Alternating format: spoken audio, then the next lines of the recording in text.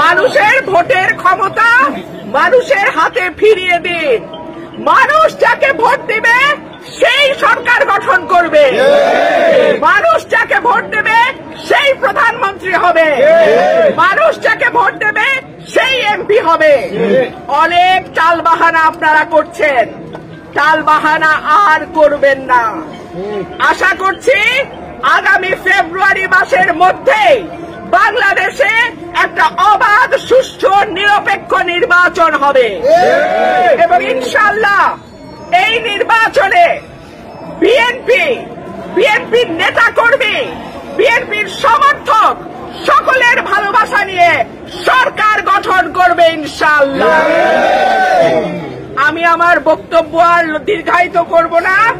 আপনারা সবাই কষ্ট করে এসছেন, দীর্ঘ মৌন মিছিলে আপনারা আমাদের সঙ্গে ছিলেন।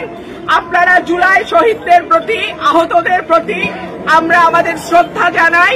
আমার দলের 400-র উপরে মানুষ আমার দলের ছাত্র দলের এই অভ্যুত্থানে প্রাণ দিয়েছে।